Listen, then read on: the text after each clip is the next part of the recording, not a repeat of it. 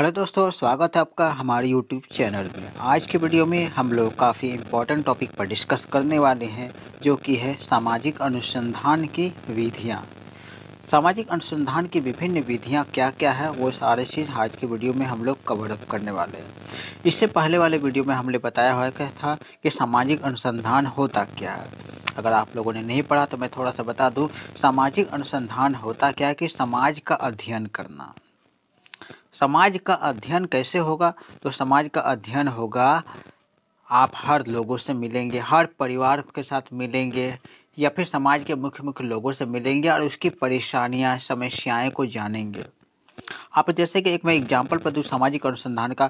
आपको सामाजिक अनुसंधान में एक एग्जांपल ये हो सकता है कि हाँ, एक सर्वे किया जाएगा कि कितने लोगों के आपके घर में घर घर जाके लोगों के साथ मिला जाएगा और पता लगाया जाएगा कि कितने लोगों के घर पक्के घर है और कितने लोगों का घर कच्चा घर है, कितने लोगों का पक्का घर है। तो ये पता लगाना ये भी एक सामाजिक अनुसंधान हो गया। उसके अलावा ये भी अनुसंधान हो सकता है कि कितने घर के बच्चे स्कूल जा रहे हैं और कितने बच्चे का घर के बच्चे स्कूल में पढ़ाई नहीं कर रहे। तो ये भी एक सामाजिक अनुसंधान हो गया।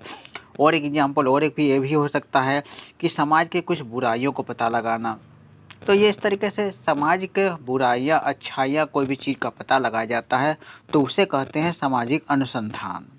ठीक है, समझ में आ गया है। अब हम लोग शुरू करते हैं सामाजिक अनुसंधान की विभिन्न विधियों को। यानी कि जो हम घर घर मिलेंगे या फिर डाटा को आंकड़ों को एकत्रित करेंगे, तो कौन कौन तरीके से हम आंकड़ों को एकत्रित कर सकते हैं। तो इसमें 4 विधियों का वर्णन किया हुआ है। देखिए, 4 विधियों के बारे में है। तो 4 विधियों में से हम पहले विधि पर अभी सबसे पहले डिस्कस करेंगे, उसके बाद आगे के विधियों पर देखेंगे। तो पहला विधि होता है गुणात्मक शोध। या गुणात्मक शोध में क्या होता है कि गुणों का पता लगाया जाता है। समाज में क्या अच्छाई है, क्या बुराई है, ये गुणों का पता लगाया जाता है।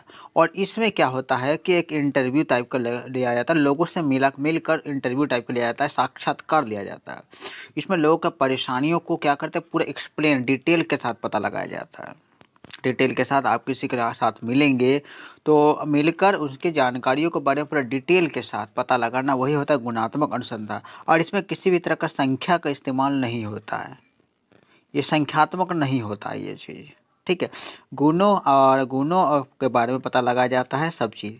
तो यहाँ तक मैंने आपको सिर्फ बस समझा दिया, एक्सप्लेन कर दिया है। और आप इस लिटरेचर को पढ़ लीजिएगा। लिटरेचर का इसमें क्या कहता है, आमने सामने बैठा कर साक्षात्कार किया जाता है, केस स्टडी किया जाता है। कोई भी केस होता है, कोई परेशानी को लेकर कोई मामला हुआ तो जो उसको जाके पता लगाना, इस तरीके से केस स्टडी होता है।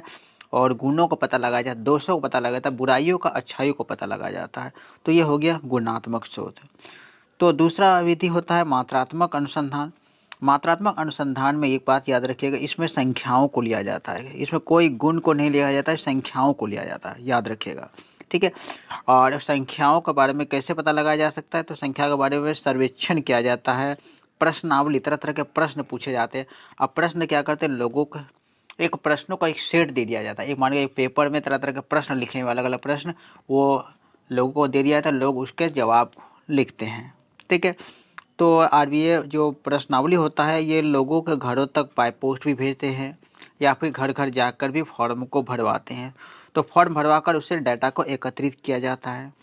ठीक है, सबसे पहले मैंने फिर से मैं बता रहा हूँ कि मात्रात्मक अनुसंधान में ऐसे सवाल और जवाब होते हैं जिसमें संख्याएं होती है।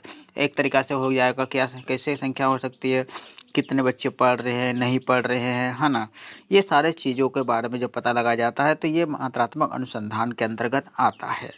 ठीक है, और इसको हम ग्राफ में चार्ट के रूप में भी दर्शा सकते हैं। जैसे आपने 9-10 में पढ़ा होगा, इस तरह के बार ग्राफ बनाते हुए, इस तरह का। ये तो इसमें क्या होता है, अलग अलग संख्याओं का इस्तेमाल होकर इसको दर्शा सकते हैं।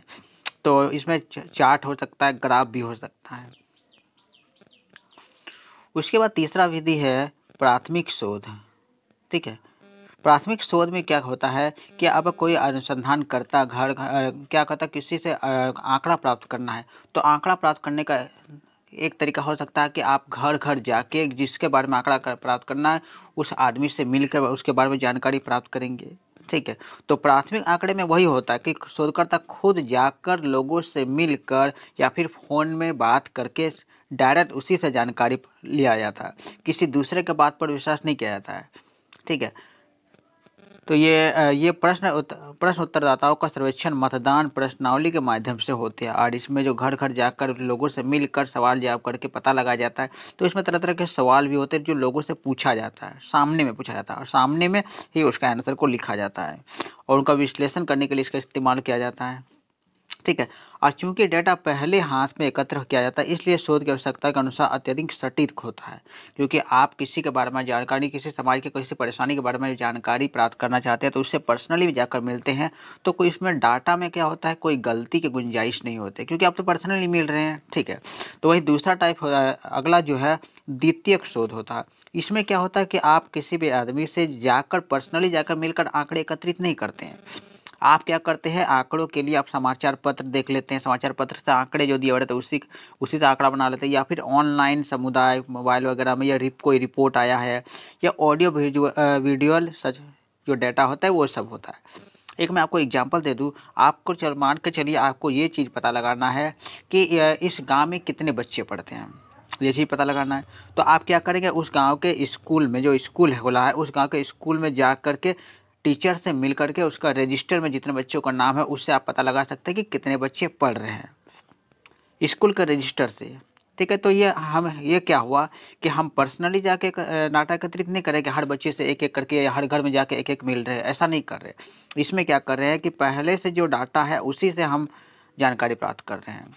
ठीक है, तो ये हो जाता है द्वितीयक शोध। ठीक है, तो इस तरह से हमने चार तरह की विधियां हैं जो आंकड़े संग्रह करने के और सामाजिक अनुसंधान के, वो सारे हमने इस वीडियो में समझ लिया है। ठीक है, उम्मीद है आप लोग को सारा चीज़ क्लियर समझ में आ गया होगा। तो मिलते हैं हम लोग तब तक नए वीडियो में एक